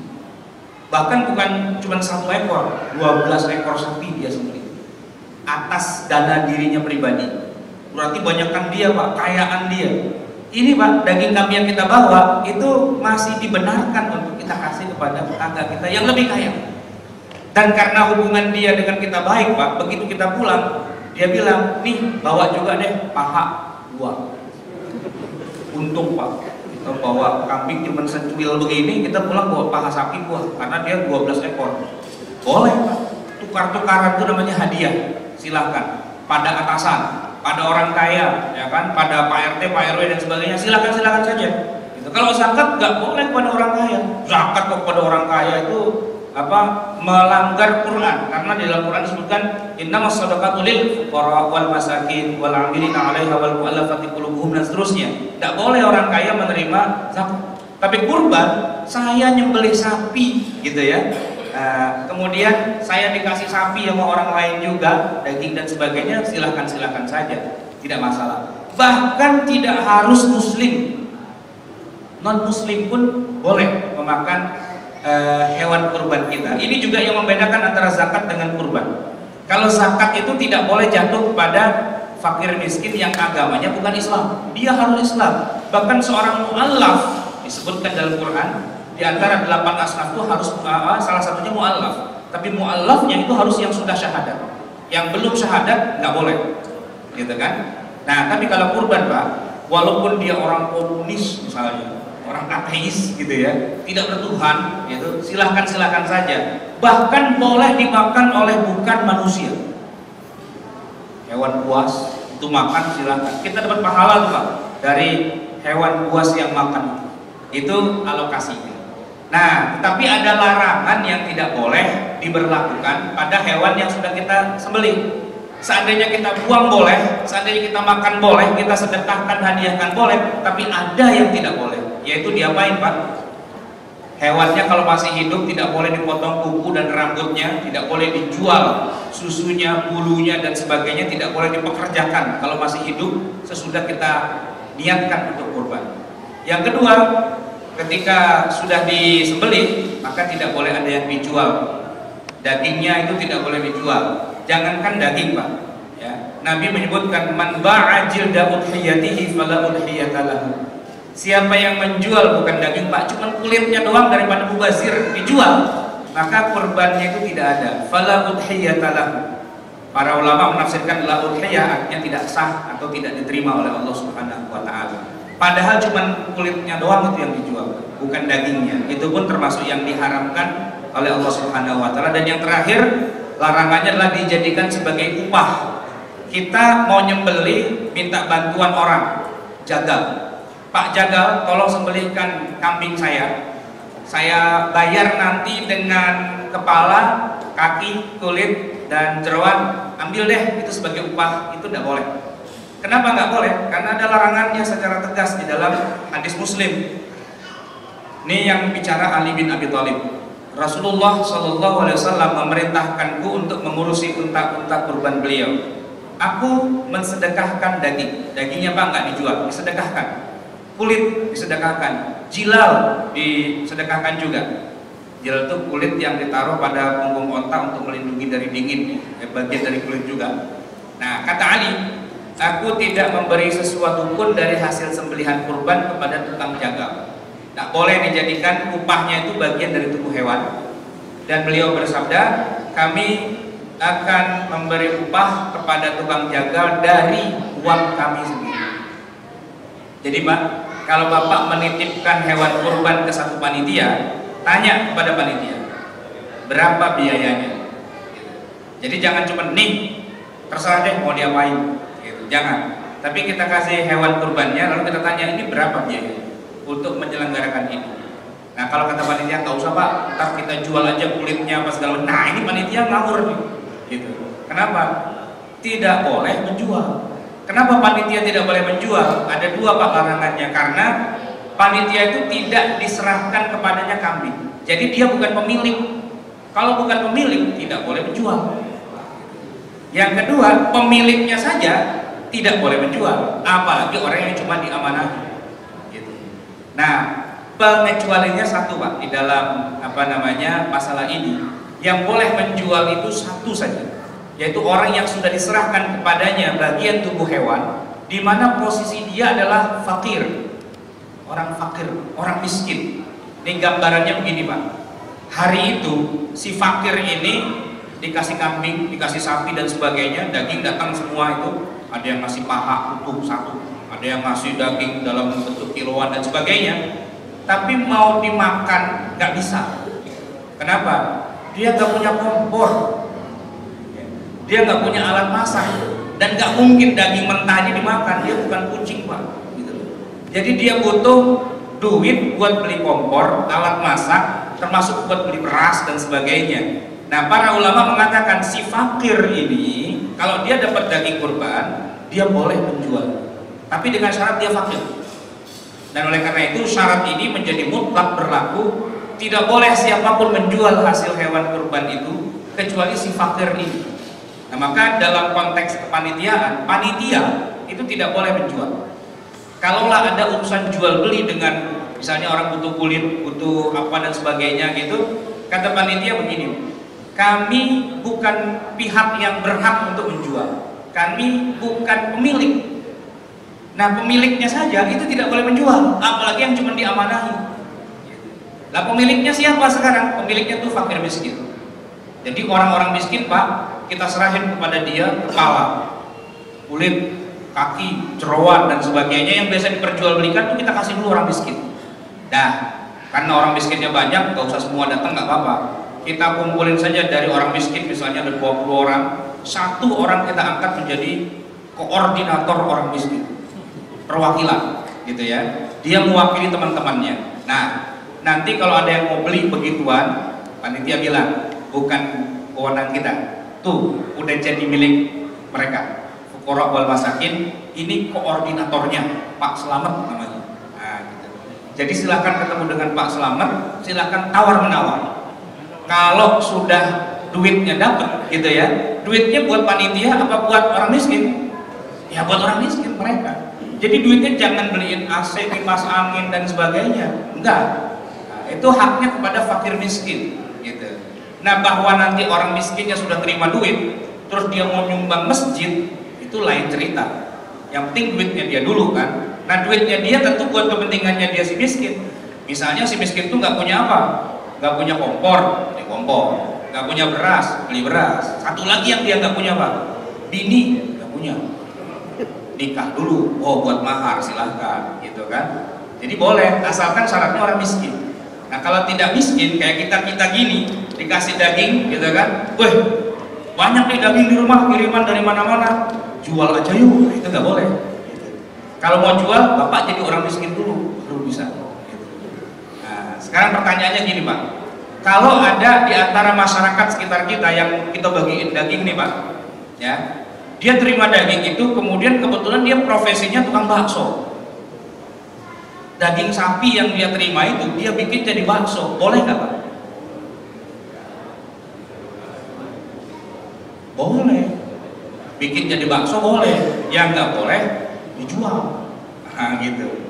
Jadi kalau kita makan bakso di rumahnya tukang bakso yang dagingnya dari kurban, nah kita nggak usah bayar, minimal pentolnya itu kita gratis, Pak. Kenapa? Karena itu daging kurban. Kita bayar mie-nya aja, ya, sama kecapnya, sama sambalnya, sama apanya. Tapi itunya nggak boleh diperjualbelikan. Dibagikan boleh, silakan. Maka saya punya saudara itu, Pak, kalau udah hari raya kurban, dia sapi itu kira-kira dagingnya 2 kilo dibawa ke tukang bakso. Mas, tolong bikinin jadi apa, bakso bulat-bulat itu. Dia bayar berapa harganya tuh dapat, Pak, ya, bawa pulang sekantung, masukin freezer. Tiap hari makan bakso. Bakso sapi hasil kurban. Boleh, Pak, dimakan baksonya, tapi nggak boleh dijual. Itu aja poinnya, nggak boleh diperjualbelikan. Kalau mau dijual, mie-nya boleh, gitu. Ya, bihunnya, sukunnya, apa segala macam itu boleh, ya, atau minumnya dan sebagainya. Tapi dagingnya itu yang tidak boleh diperjualbelikan. Baik jamaah sekalian yang dimulakan Allah, kalau panitia tidak boleh jual-jual itu, lalu dari mana duitnya? Ini pertanyaan penting juga, Pak. Ya, duitnya harus ambil yang halal. Yang halal itu pertama dari pemberian dari orang yang berkurban. Makanya orang berkurban, Pak, Bapak jangan titipin kambing doang sini, duitnya sekalian, gitu. Jadi biar nanti panitia punya dana operasional, ya kan, buat beli tali, buat beli golok, batu pasangan, makan siang dan sebagainya, itu dari pemberian yang berkurban. Yang kedua, kalaulah mau, panitia boleh jualan kambing.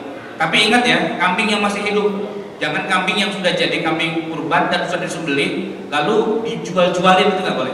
Kalau masih hidup kambingnya boleh Pak. Jadi panitia jadi tukang kambing lah istilahnya. Ngambil kambing dari kampung, beli 2 juta, di sini jual 3 juta, untung 1 juta. Itu ambil silakan. Karena waktu jadi di kandang itu Pak, masih di kandang itu belum jadi hewan kurban. Karena belum ada yang beli. Begitu ada yang beli, ya Pak ya, satu orang datang beli hewan kurban, lalu dia bilang, ya Allah, aku serahkan kambing ini untukmu sebagai hewan kurban, besok Idul Adha akan saya sembelih. Nah, kalau orang yang sudah mengatakan, ya Allah, ini kambing kurban, itu sudah tidak boleh diperjualbelikan lagi. Tapi sebelum jadi kambing kurban, silahkan saja diperjualbelikan. Panitia untung ambil dari situ, silahkan sebagai honor panitia, biaya operasional, makan-makan dan seterusnya. Atau kalau tidak ada juga, katakanlah panitia dulu ada di masjid, ya silahkanlah masjid mengeluarkan dana khusus, dana kas untuk biaya para panitia itu yang halal Pak. Nah yang tidak boleh adalah menjual hasilnya, itu dijual tak boleh. Kenapa? Karena dalam hal ini panitia bukan pemilik dan bukan mustahik, gitu ya. Beda dengan zakat. Kalau zakat itu amil memang disebutkan dalam salah satu daftar 8 orang yang menerima. Innamas shadaqatu lil fuqara wal masakin wal 'amilina 'alaiha. Amil itu berhak menerima zakat. Gitu. Nah, sedangkan kurban tidak. Tapi bukan berarti panitia tidak boleh makan. Kalau makan, Pak, silahkan siapa saja makan. Orang kafir aja boleh makan, masa panitia nggak boleh? Gitu ya. Jagalnya mau ikut makan, makan aja. Yang penting jangan dijadikan sebagai upah atau alat pembayaran.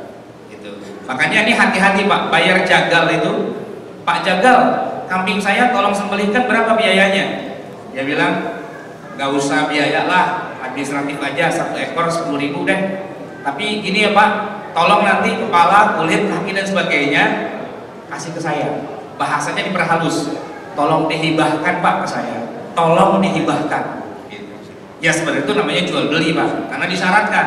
Kalau sebab kalau bilang ini bukan jual beli, kita bilang begini Pak. Kalau hibah kan harus sukarela. Bapak saya bayar per kambing 10.000 dan semuanya nggak saya kasih, rela nggak? Wah kalau kayak gitu Pak, kayaknya nggak bisa tuh Pak. Nah berarti kan itu syarat. Ngomong aja hibah, padahal itu sebenarnya alibi. Orang sekarang tuh pinter bikin alibi Pak, gitu loh. Ya kan? Kalau katanya hibah kan harusnya tidak boleh dijadikan syarat. Nah ketika kita bilang 1 bulu pun tidak akan kasih kepada Anda profesional aja, berapa biaya nyembelih 1 ekor kambing? Wah kalau nggak dikasih itu kita harga nggak segitu Pak. Ya berapa? 100.000 deh, deal 100.000 kita bayar. Nah nanti bahwa ternyata setelah itu kita mau kasih dia di luar syarat itu tidak masalah, tapi dengan syarat ente saya kasih tapi ente nggak boleh jual. Ribet kan Pak? Ribet gitu loh. Nah oleh karena itu yang paling benar tuh Pak, kalau sesuai dengan ketentuan sunnah, yang bakalan mau dijual Pak kasih dulu orang miskin, biar ntar orang miskin aja yang jual. Itu boleh, silahkan. Nanti duitnya buat orang miskin, terserah dia mau buat kawin lagi atau mau apa, terserah gitu ya. Baik jamaah sekalian, itulah yang dapat saya sampaikan, semoga bermanfaat ya. Mungkin sebelum saya akhiri, kalau ada yang ingin bertanya atau apa, silakan. Assalamualaikum warahmatullahi wabarakatuh. Assalamualaikum. Menyangkut mengenai pelaksanaan penyembelihan hewan kurban. Tadi Ustaz mengatakan bahwa ada satu unsur ritual, kemudian unsur kedua ada sosial efek untuk bisa mendapatkan nilai tambah. Nah, yang ingin saya tanyakan, mana yang lebih baik? Kita melakukan hewan kurban di tempat kita sendiri, kita bisa menyaksikan walaupun bukan kita sendiri yang melaksanakan. Tidak semua orang berani megang golok menyembelih leher, misalkan pada yang ahlinya. Tapi kita menyaksikan, atau kita tidak usah menyaksikan, serahkan kepada orang lain yang mungkin lebih membutuhkan, mungkin entah di Merauke atau di kampungnya, atau mungkin di suatu daerah yang memang jarang orang bisa memakan hewan kurban atau daging. Tapi dia tidak bisa menyaksikan pada saat pelaksanaan ritual itu. Itu saja Pak. Baik. Jadi pertanyaan ini harus kita jawab secara cerdas nih Pak ya. Karena pertanyaan ini mana yang lebih baik. Saya belum akan menjawab dulu mana yang lebih baik. Saya bicara sahnya dulu.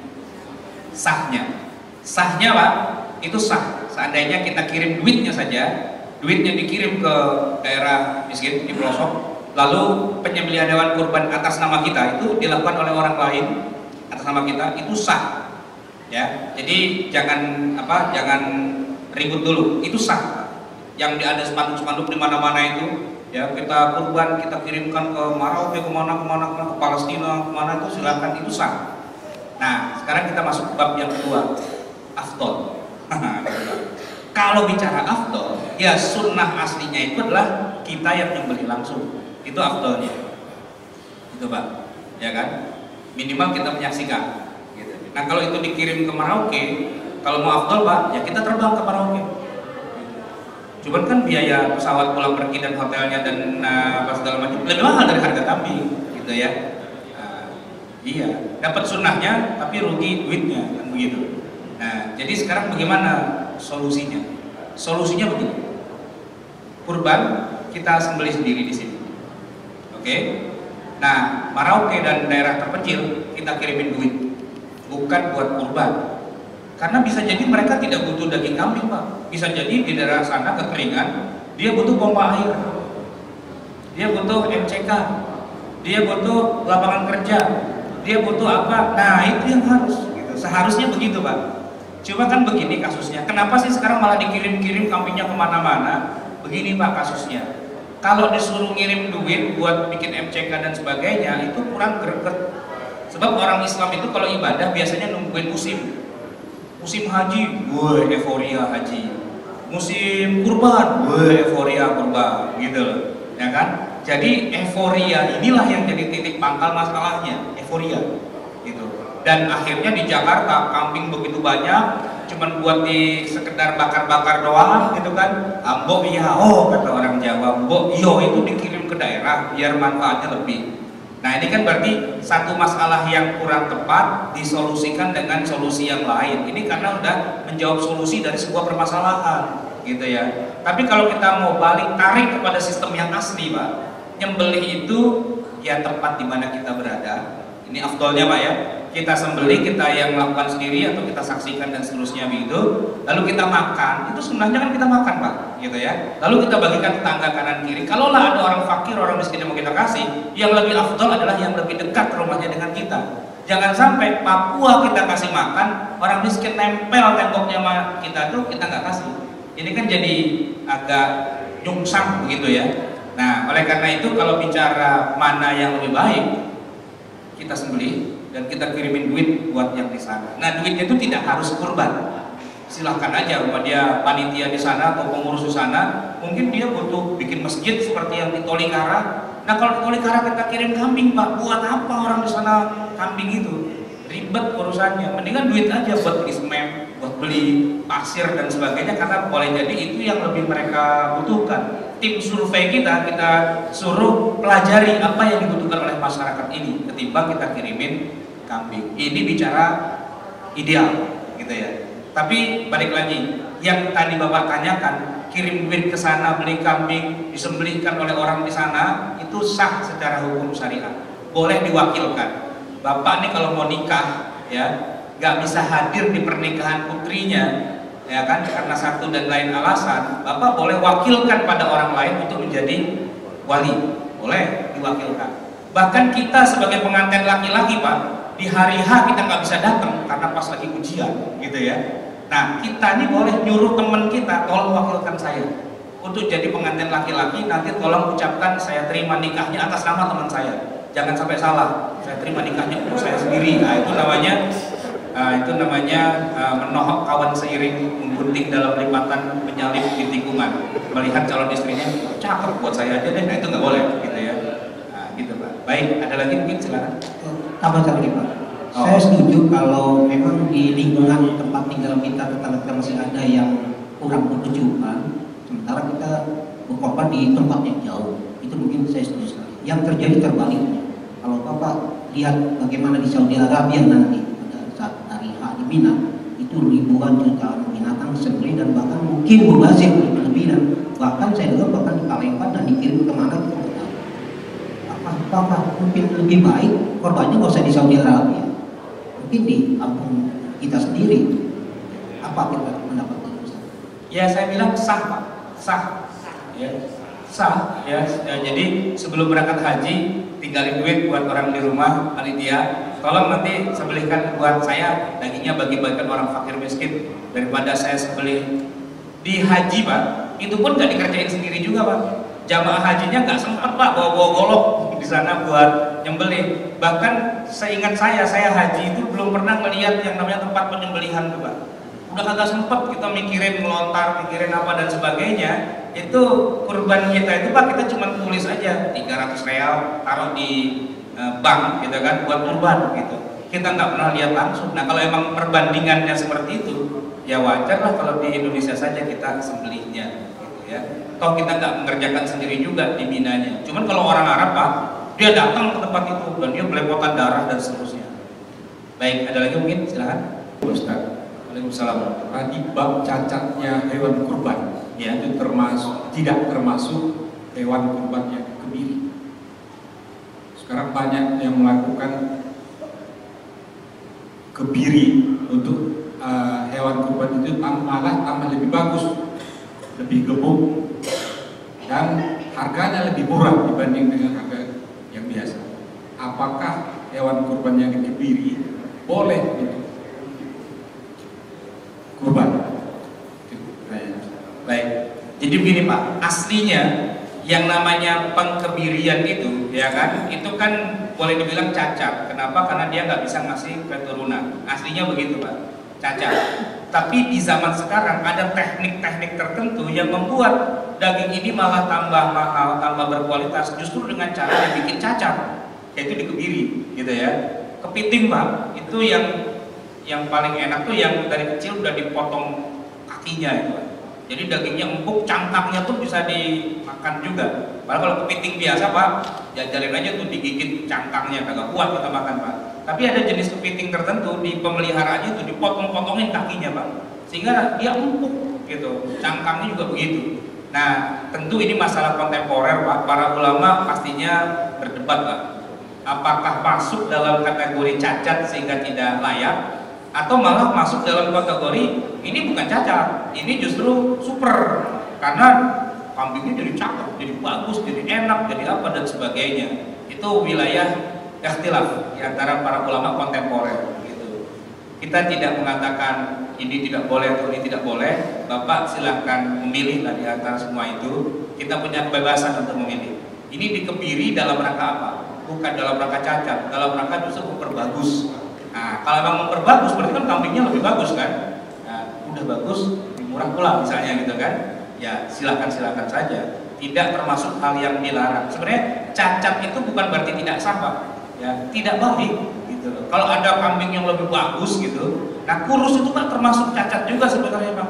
Cuman kalau orang duitnya emang pas-pasan, punya duit cuma 1.200.000, beli kambing Pak, ya dapat. Tapi tipis banget kambingnya. Kalau kita lihat dari belakang tuh Pak, templek begitu, ya saingan sama triplek gitu. Ini kambing apa wayang gitu ya. Tapi sah nggak Pak? Sah, cuman kurang afdol gitu, ya kan? Gitu aja Pak. Baik, ada lagi? Ya, baik. Jadi hadis yang tadi ini Pak, la tadbahu illa musinnah, itu masih ada terusannya sebenarnya. Ya. Janganlah menyembelih kurban kecuali yang musinnah, yang sudah usia 2 tahun jalan ketiga. Itu masih ada terusannya. Kecuali sudah tidak bisa ketemu lagi hewan itu. Maksudnya duit ente cekak, gak cukup gitu kan. Daripada enggak sama sekali, ya apa boleh buat lah. Jadi boleh Pak, kambingnya masih rada muda. Makan kalau kita secara di lidah Pak, bandot usia 2 tahun ke atas gitu ya. Dengan kambing muda itu kalau disate enakan yang kambing muda Pak, yang masih usia dini lah ya, yang belum akil balik gitu. Ya kan? Nah, kalau sahnya sah, tapi ini bicara tentang afdolnya, gitu. Bicara tentang dapat pahala yang besarnya. Nah, adapun cacat Pak, dikatakan cacat itu kalau memang dia cacat, cuman kalau dia di kupingnya dibolongin buat anting gitu ya, buat tanda dan sebagainya, itu kan tidak dibilang cacat. Ibu-ibu itu kalau mau pakai anting, giwang dan sebagainya, itu kupingnya dibolongin. Nah kalau kuping bolong, apakah kita bilang, wah cacat istri saya? Enggak, gitu. Itu dibolongin memang dalam rangka memperindah justru, ya kan? Oleh karena itu dibilang cacat atau aib cacat itu dalam bahasa Arab itu aib gitu. Aib itu sesuatu yang aib gitu, yang gitu sih gitu. Tapi kalau dia malah tambah indah, ya nggak apa-apa. Jadi tidak jadi kemudian jadi nggak sah gitu kurbannya, nggak. Gitu. Cacat tuh misalnya Pak, kupingnya copot sebelah, gitu. Nggak ada daun telinganya cuma satu aja, yang satu keple-keple nggak ada gitu misalnya. Matanya pincang gitu, kakinya pincang, sakit, nggak bisa jalan, atau dia batuk-batuk apa segala macam. Nah itu kan ini kambing nggak sehat kok dikorbanin, kesian. Mesti kan dirawat yang baik, yang sehat, yang super, yang apa, itulah yang kita korbankan.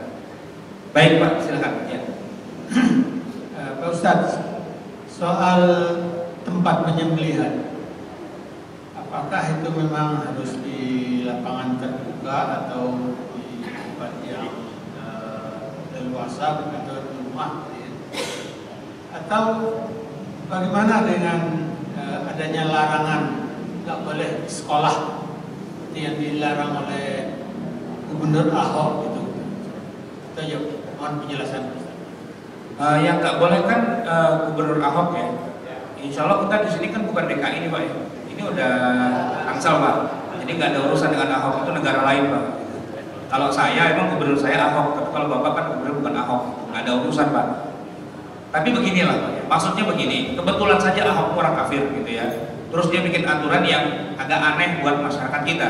Sebenarnya kalau kita berhusnuzon ya, berhusnuzon, hatta di Mekah pun juga nggak boleh kita nyembeli kambing itu sembarangan di jalanan di mana itu nggak boleh, gitu. Termasuk melanggar ketertiban tata kota, gitu. Ya harus ke tempat-tempat yang memang pembuangannya itu bagus, gitu ya. Sehingga karena gini Pak, darah itu memang jadi penyakit, Pak. Dia menjadi talabus bi'ah, menjadi apa talabus itu bahasa Indonesianya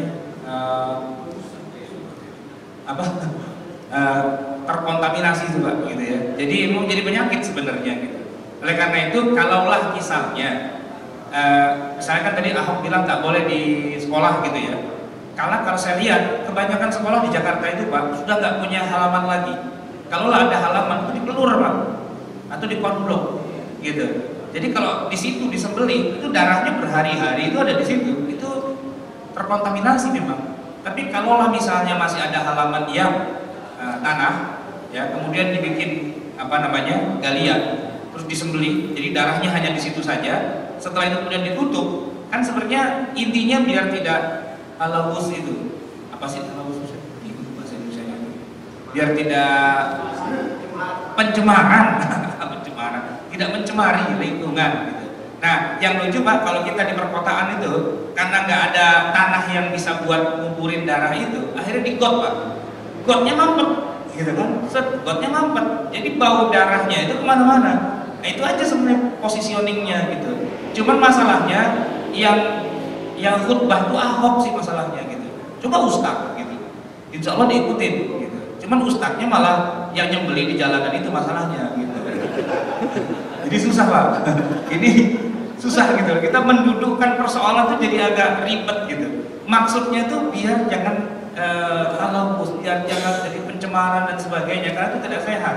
Di Mekah pun juga tidak boleh Pak, di jalanan, di mana-mana sembarangan, di aspal itu ya nggak boleh gitu.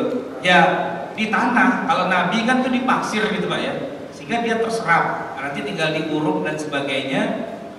Itu bagus, di tempat pembuangan lah kira-kira seperti itu. Makanya kalau Ahok bilang yang benar ya di RPH, rumah potong hewan, karena memang sudah dibuat sanitasinya, dibuat apa dan sebagainya. Tapi kalau dia bilang hanya boleh di RPH, repot juga Pak, karena berapa juta kambing masuk RPH. Hari-hari biasa aja udah ngantri, sekarang ditambah lagi dengan berjuta, kan nggak ketemu juga. Sebenarnya tinggal ditemukan aja, intinya jangan sampai terjadi pencemaran. Nah, jangan masukin saluran got depan rumah kita, gitu. Kalau perlu masukkan septic tank, misalnya gitu ya. Nah, gitu. Jadi saya pernah Pak nyembelih 2 ekor kambing akikoh di salah satu rumah makan Arab di Jakarta. Itu dia nyembelihnya Pak bukan di kebun, bukan di tanah, bukan di mana, tapi di kamar mandi. Gitu. Dia punya kamar mandi khusus buat nyembelih kambing. Dan darahnya itu masuk ke dalam septic tanknya dia. Jadi begitu kita sembelih seret gitu kan, tinggal digerujuk aja pakai air tuh ser gitu, udah selesai. Ya bersih, higienis, aman.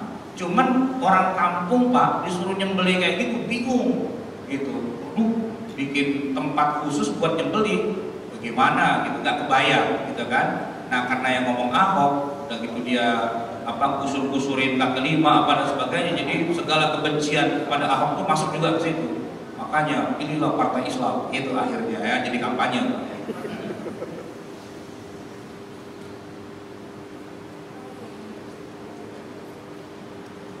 Baiklah para jamaah sekalian rahimakumullah, masih ada lagi Pak di belakang. Baik, satu lagi kita beri kesempatan satu lagi. Agak ke depan Pak ya.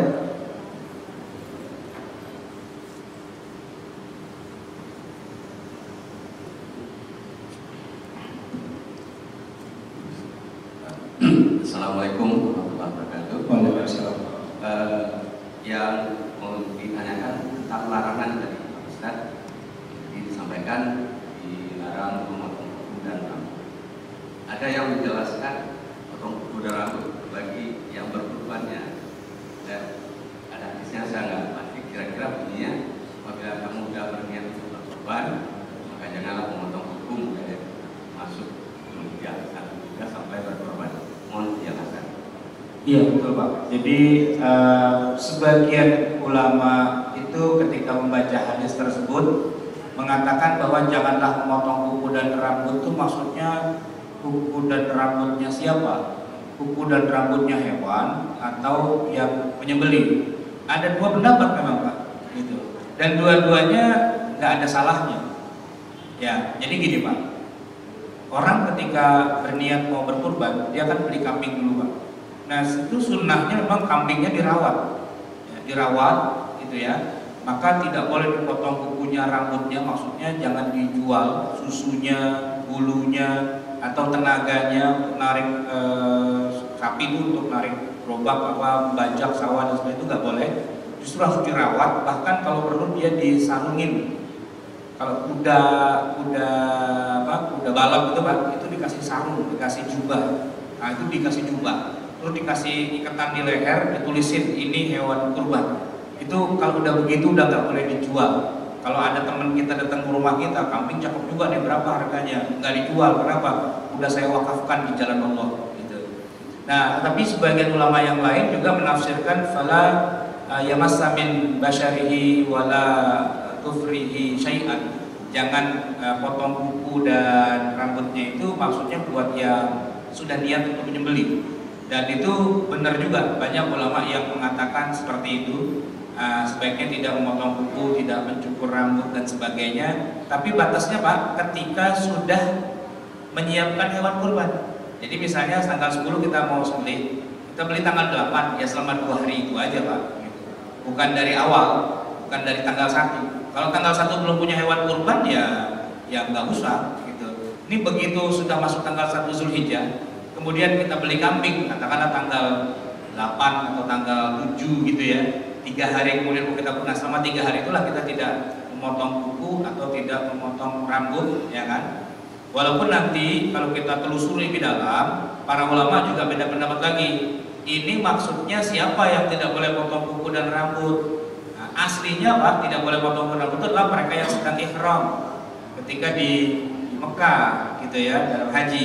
Lalu dikiaskan kepada orang yang mau kurban, kias Pak. Jadi aslinya itu larangan buat muhrim, orang yang sedang ihram, dikiaskan kepada orang yang kurban, seolah-olah orang kurban itu kayak lagi haji juga.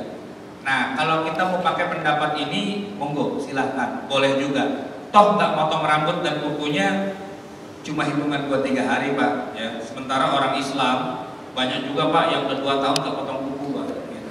Banyak juga gitu ya, nyara kuku dengan alasan kan bersih dan sebagainya gitu. Tapi kalau sunnahnya seminggu sekali kita potong Pak. Sunnahnya tiap hari Jumat kita potong kuku ya Pak ya.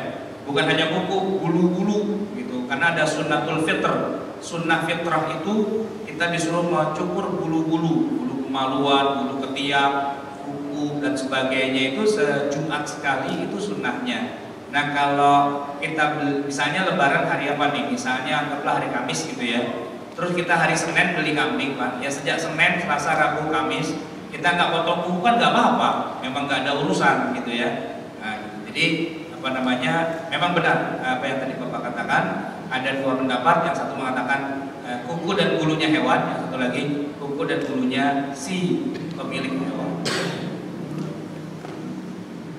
Baiklah para jamaah sekalian rahimakumullah, sebagai pengumuman bahwa kajian duha kita besok pagi insyaallah akan dihadiri oleh guru kita Al-Mukarram Al-Ustaz Kiai Haji Tengku Dzulkarnain. Mudah-mudahan kita semua bisa hadir untuk mengikuti kajian tersebut dalam keadaan sehat walafiat. Mari kita tutup kajian kita pada pagi hari ini dengan bersama membaca doa kafaratul majalis. Subhanakallahumma wa bihamdika asyhadu an la ilaha illa anta astaghfiruka wa atubu ilaik. Sallallahu ala sayyidina Muhammadin nabiyil ummi wa ala alihi wa sahbihi wa baraka wa sallam. Alhamdulillahirabbil alamin. Assalamualaikum warahmatullahi wabarakatuh.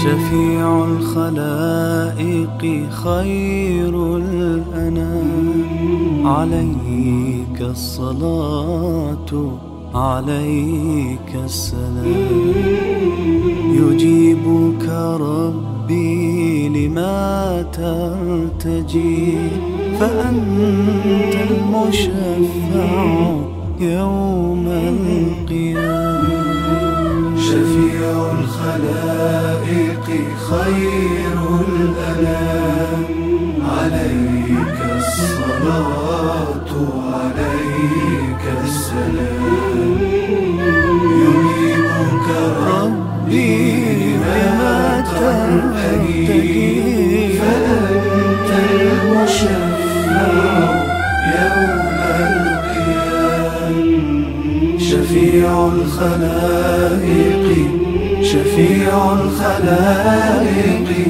شفيع الخلائق خير الأنام عليك الصلاة